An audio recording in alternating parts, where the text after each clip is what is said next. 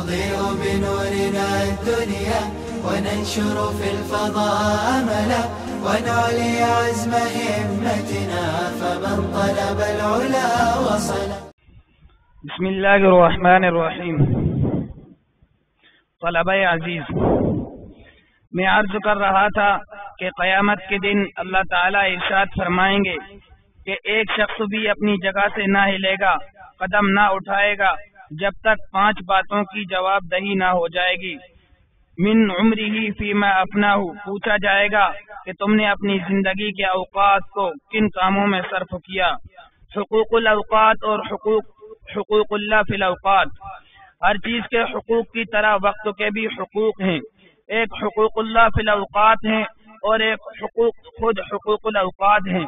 حقوق اللہ فی الاوقات کا مطلب یہ ہے کہ اوقات میں اللہ تعالیٰ کے حقوق ادا کیے جائیں، اور حقوق الاوقات سے مراد یہ ہے کہ خود وقت ایک نعمت ہے، اس کا حق یہ ہے کہ اس کام میں صرف کیا جائے جس کے لیے اللہ نے ہمیں پیدا کیا ہے.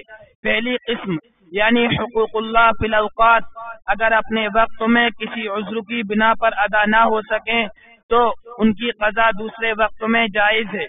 جیسے ظہر کی نماز اگر اپنے وقت میں ادا نہ کی جائے تو عصر کے وقت میں قضا پڑھی جا سکتی ہے، کیونکہ وقت ظرف ہے، معیار نہیں. اور دوسری قسم یعنی حقوق الاوقات، یہ حقوق اگر بر وقت ادا نہ کیے جائیں تو ان کی تلافی اور تدارک ممکن نہیں، یہ غیر ممکن القضا ہیں. مثلا یہ ایک وقت ہے جس میں ہم یہاں جمع ہوئے ہیں اور اس وقت کو ہمارے اوپر حقوق ہیں. جو وقت گزر گیا دوبارہ نہیں لوٹ سکتا. وقت ہمیں بزبان حال پکارتا ہے کہ میرا تمام حصہ ذکر حق، فکر حق اور اطاعت و عبادات میں مشغول کرو. اگر وقت یاد خدا اور بندگی حق میں گزار دیا تو یہ وقت کے حقوق کی ادائیگی ہوگی.